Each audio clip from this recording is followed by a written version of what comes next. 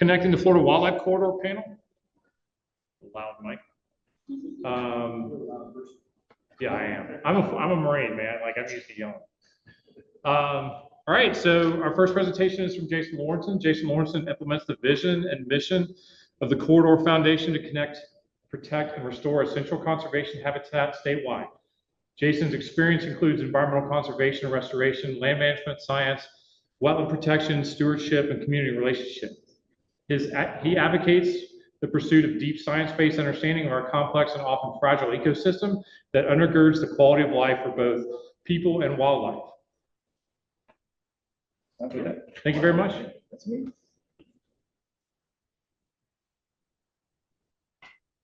All right, well, appreciate you guys coming to this and investing in conservation solutions with transportation infrastructure. And yeah, there we go. That will help. Perfect. I'm going to talk a little bit about the vision and tactics behind the Florida Wildlife Corridor, give you an idea of what the corridor is, looking at some of the shared values that make up the stakeholders and partnerships that are working on the Florida Wildlife Corridor, talk a little bit about how we've built the tent, how we're aligning efforts, and then talk about our relationship with the FDOT. And these themes are blended throughout the presentation, so you'll see some tactics and vision interspersed here. But to start off, the Florida Wildlife Corridor is an 18 million acre footprint, connected land and water, and it represents the best opportunity to safeguard a biodiverse and sustainable wild Florida for future generations. So that's what the corridor is in essence. And we combine a variety of different strategies to get this done. I've got a few slides. We have wonderful photographers that have spent their talents on capturing the landscape and the wildlife. And this is part of what speaks to people's souls when they figure out here's this great wild place that they want to keep around for future generations. So the Florida Wildlife Corridor is gopher tortoises, manatees, and of course the Florida panther. This, by the way, is a wild Florida panther. You can tell this male's been in a few scraps, and it walked up to a guy drinking a cup of tea on a porch, waiting for the sun to go down so that he could do some moth trapping. He was doing some black lighting, and this panther and his prospective mate just walked up and sat down and watched him for a while. Steve Reynolds. Steve wasn't doing anything that exciting. About 5 minutes later, they walked off. But there are some just amazing experiences in wild Florida that are just impressive. This is my favorite Florida panther picture. But the corridor itself is 18 million acres. Stretches from Alabama and Georgia all the way to the Florida Keys. Of that 18 million acre footprint, 10 million acres have already been conserved. And if we think about this in terms of investment, this is over a century of Floridians recognizing, acquiring, and stewarding the best wild places in the state. This patchwork all over the state. And the opportunity area that you see there in lighter green, that's 8 million acres that connects it. The Florida Wildlife Corridor is something that exists today. It's just not protected. There are places, of course, with infrastructure where we could do better with permeability, but this is something that Floridians have been about for quite some time. And the model that you see here was based on science. There's a GIS spatial model that was produced out of the University of Florida by Tom Hochter and his technical advisory group back in the 90s. And this latest iteration takes into consideration 26 priority ecological areas and another 7 connectivity models to create the Florida Ecological Greenways Network, and it's broken down into 5 different priority layers. The Florida Wildlife Corridor boundary is the top 3 of those 5 priority layers. You've probably heard, if you prioritize everything, you've prioritized nothing. So we have such a rapidly growing state. It's really important for us to focus on the pieces that are most at risk from being lost. And I also just want to say the Florida Wildlife Corridor is not a new and novel idea. It precedes the FEGN model.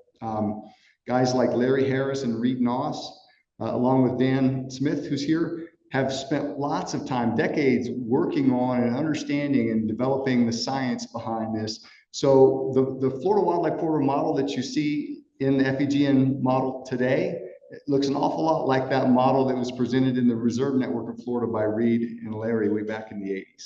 So this is, again, founded on science. And it wasn't until recently, 2021, that the Florida legislature, the House and the Senate and the governor unanimously voted for the Florida Wildlife Corridor Act. Pretty remarkable in a divisive political time to have a unanimous vote like this. And this act established that the Florida Wildlife Corridor is the foundation of the state's economy and quality of life. This is a recognition of the value of this ecological framework. And it's not regulatory.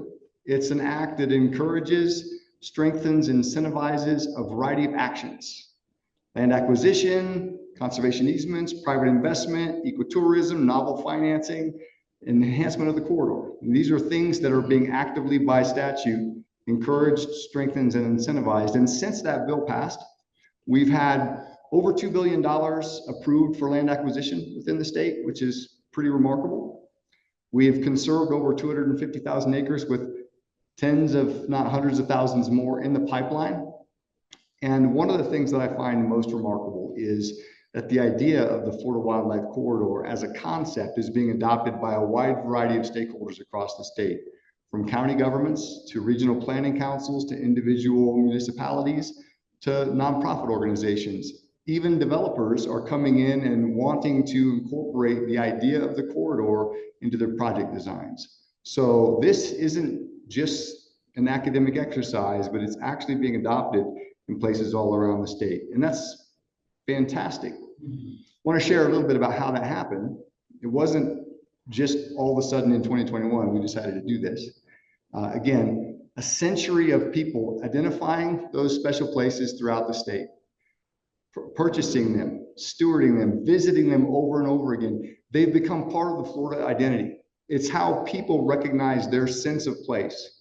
And what we've done of late is tap into art and storytelling in a more intentional way, bringing in photographers like Carlton Ward, who spent, there you go, who spent years and years getting to know ranchers and producing ranching calendars, developing relationships, cultivating real relationships, spending time on the land with these ranchers. And by the way, ranch lands and silviculture, that's 76% of the opportunity area in the Florida Wildlife Corridor is a working landscape. These are the people who are currently today stewarding the parts that are not permanently protected. So this is the area where we've continued to grow. So we have to be a big tent, big table partnership organization if we're going to continue to make these gains. And again, Floridians already love this. There are 75 state parks, there are 171 major springs and 32 state forests, not to mention all the municipal preserves, county preserves, and federal lands as well within the Florida Wildlife Corridor. So everybody has their favorite spot. The thing that they don't recognize is it's tenuous. The quality of the biodiversity that's there is based upon the quality of the connections to the other spots. And if you think about it, Florida has 175 state parks. Only 75 of them remain meaningfully connected within this network. 100 state parks have already fallen out because of growth and development.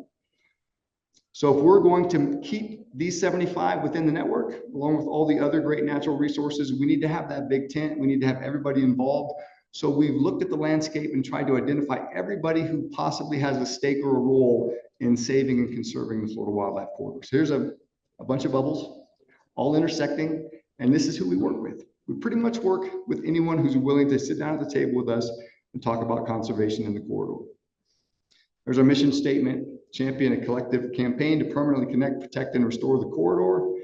That's our organization's goal, but we are not the only ones working on this. There are dozens, if not hundreds, of organizations that have been doing this for a long, long time. And it's a partnering effort. One of the things that we brought to this, though, is the lens, the camera lens through Carlton Ward's photography and expedition films, trekking through the corridor to help share with the public audience what the corridor looks like, focusing on corridor towns and creating art in the form of murals around the state. Again, so that communities can get a sense of identity and pride and recognize that some of these species that they're familiar with are celebrated on a wall. So these are some of the films that we've created. The latest one to be streamed here is called the O to O, and it goes from the Ocala National Forest to the Osceola National Forest with Camp Blanding in the middle. And we had 3 veterans trek this journey, and we were looking at the corridor through their eyes and the importance of military landscapes and conservation. So this is, again, a tool and a technique for us to build this movement. And we recognize in doing this that we have these shared values of appreciation for wild Florida. And I think one of the ideas we all come to the table with here is that everybody we meet at the end of their day, at the end of their career, wants to look back and think that they've done something of value, that they've spent themselves in a worthy cause, that they left it better than they found it. I think that's everybody, pretty much everybody. And there are a few exceptions, I'm sure, but everybody I've worked with so far, I think, feels that way. So how do we connect with them to find that shared value and start having conversations about how can we save what we all agree is important? And this deals with people, wildlife, and habitat. What we recognize is that many of our favorite wild places are too small on their own to support the populations that you see there. So unless we grow smartly, unless we retain those connections, over time, we'll see those populations start to decline. And it's not just panthers and black bears and those large mammals. You're going to see common species decline as well. So the goal is to keep our networks connected so that we can remain resilient. That's the whole game. And against a backdrop of urgency, with 33 million people coming, being in the state projected by 2070, that's 11 million more people than are here today, which is a massive increase. We need to figure out where to put those people. There's vulnerabilities. More vulnerability based on the geometry in Florida than you might find out west here. We have places that are just a couple of 100 miles wide that are the only strands connecting two really, really important biodiverse places. And we need to identify those, and we need to protect those. So there's a vulnerability dealing not only with the population growth rate, but also with the narrow geometry of the corridor. Some of those places are the last place on the map that connects those spots. This spot here, there's a G link and an H link. This was the 2021 model, by the way. You can see that in pale yellow. The corridor connecting Lake Louisa State Park and the Green Swamp in the far upper left comes down through a narrow yellow thread and then crosses I-4, which divides the state, and gets into the Disney Wilderness Preserve and the headwaters of the Everglades. That line starting at G coming down here to the, in between the word irreplaceable gaps, that's the last connection connecting the Green Swamp with the headwaters of the Everglades. And the other two that you can see in the map that were still here, potentially viable in 2021, have already been lost. So it's a race against time. So we look at these vulnerable gaps and we work on trying to make sure that they get the attention and the resources that they need. Still do the other things, but ramp up the attention on these. Recognizing that the economies, local economies, have a big part to say in how this happens. So focusing on people means focusing on local economies. Those films help us to get to know those local communities as well. Focusing on the wildlife, looking at the number of species that use the corridor, including the number of at-risk or listed species that are there. Looking at the landscapes.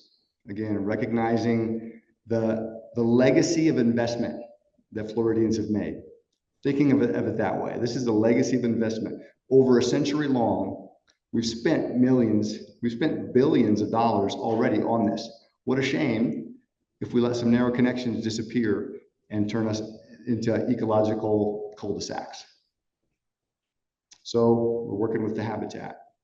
And as far as this unique partnership goes, I sometimes get people to say, well, why are you partnering with the FDOT, the Florida Department of Transportation? You know, if roads are the largest fragmenting factor in the landscape, why are you partnering with them? Well, the reality is that we have 1,000 miles of major roads already within the corridor, and most of them were planned without thinking about the corridor. That's changed. We now have FDOT staff that look at the corridor when they're planning, look for opportunities to increase permeability within that landscape. And this guy right over here, Brent Satchel, who's going to be coming up next, was on one of our expedition films, and he participated with us in that, showing us a location where there's a prospective crossing on US 27. I think that was the first time, Brent, that we had met. And ever since then, I've just become more and more impressed with the work that the FDOT is doing to locate places where they can do good things to reconnect habitats. So that's why we do it. The Wekiva Parkway, this is a phenomenal project with considerable elevated roadways within the state, which have tremendous benefits for wetlands and ecological connectivity. It's a project that I know the FDOT is proud of and that we're proud of. It's one that we think we'd like to see repeated over and over and over again, including a recent crossing under I-4 that reconnected two pieces of wildlife management area that have been separated for over 50 years. So there are places where we're making gains.